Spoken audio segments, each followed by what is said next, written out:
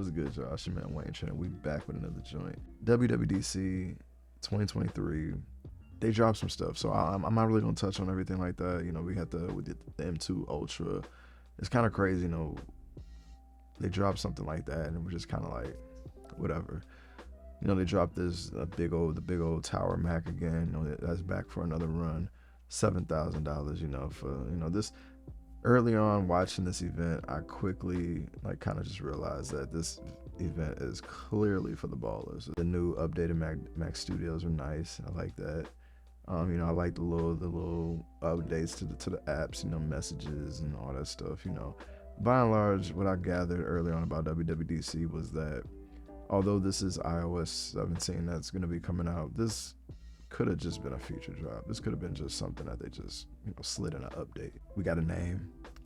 It's not, I don't know what everybody was guessing. It's not eyesight or it's eyesight.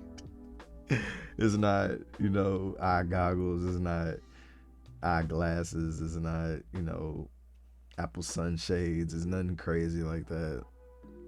It's Vision Pro. I'm not totally mad at it. They came out the gate with the Pro title, so that should tell you exactly what this is going to be about.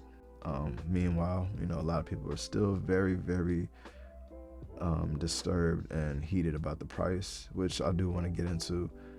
Let's just talk about that right now. Actually, $3,500 is a lot of money. Like, I'm not going to act like that's just something that I can just throw out there. Honestly, I got to make moves to get that kind of, like, just to get that. Like, I got a lot of stuff just in the crib anyway as it is. So things got to go if that's going to be in the crib. Things will be moved by the time that comes around. We'll see, but we'll save that for the end. But anyway, $3,500 is definitely a lot of money. I'm not trying to just write that off, but, you know, honestly, I'm not mad at it. A lot of people is mad at it. A lot of people are just throwing that $3,500 for.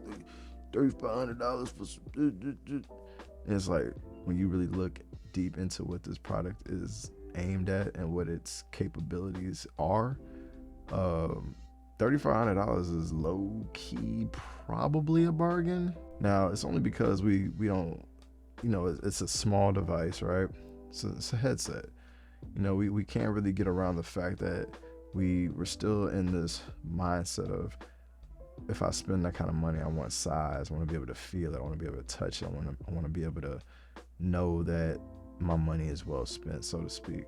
You know, I found it kind of funny that I heard a lot of people talking a lot about how expensive the Apple Vision Pro is, when they literally in the same event dropped a tower for $7,000, and nobody said anything about that. Now, I understand. I think it's because, you know, that tower is what it is.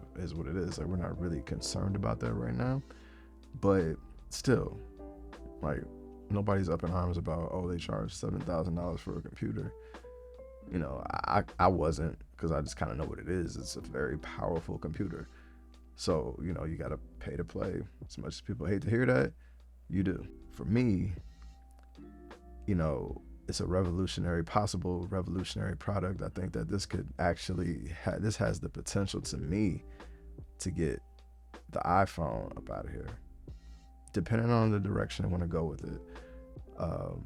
I think this has that type of potential. So for me, that alone could justify the $3,500. But for somebody else, you know, they may be looking for something else. They might think that, you know, I wanna have amazing battery life, but I want to be able to do this, and that. And it's like, that's just not what it's about right now. You know, it's not about efficiency just yet.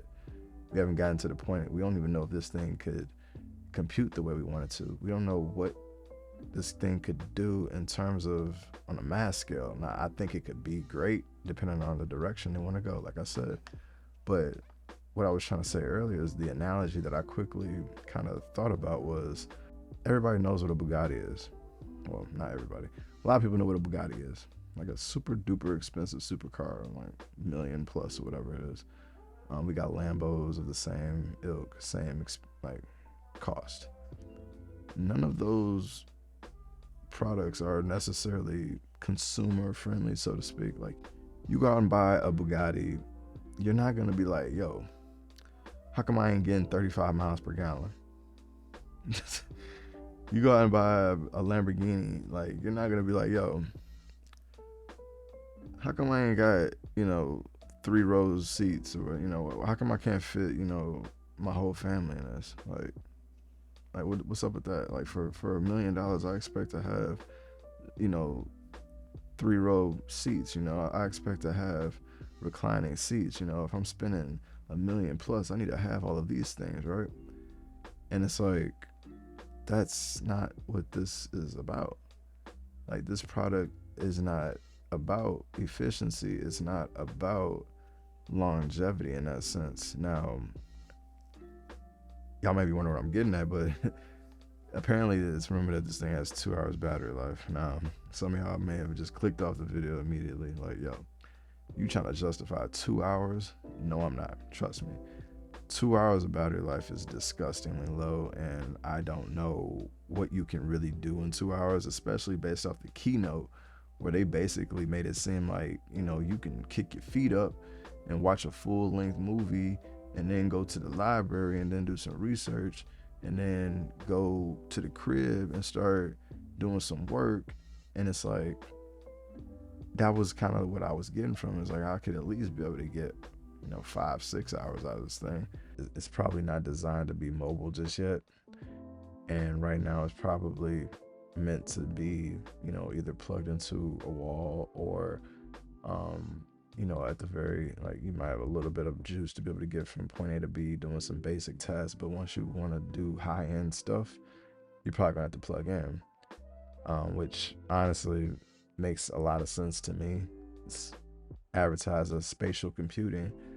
We're not at the point where we can just have that type of power at our fingertips and expect it to be efficient.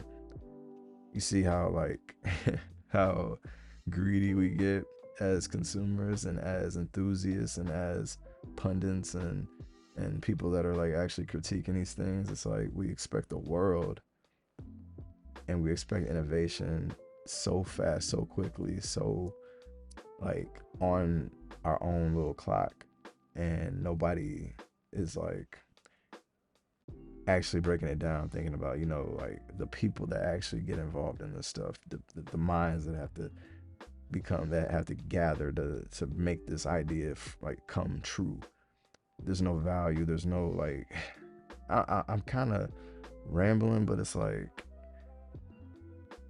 if you really listen to what I'm saying, like, it gets kind of, like, deep in other things, but I don't want to go that far. I'm really saying a lot of this stuff because I would like to have a conversation with people. Like, just kind of I really want to know what you guys think about this product in general. And what does it do for you? Do you think it could possibly go further than just being a, at-home device? Because I honestly think that this can get rid of the iPhone. I think this can move in a certain direction to get rid of a few products from Apple. Either it can get rid of the iPhone, or it can get rid of the iPad and tablets. It's definitely something that I would invest in, as far as, like, over foldables. If they wanted to go this route over foldables, I'm all for it. Let me know in the comments what you guys think about the Apple Vision Pro. Me personally, I do plan on getting one. It's not available just yet. They're talking about next year, early next year is when it should be available. So give you guys enough time to go ahead and get your money right. For me, for sure, I'm appreciative of that. Like, I'm definitely gonna be getting things in order, getting things moved around, so we can go ahead and make that possible to put that up on the channel. So yeah, it's your man Wayne Train. We out.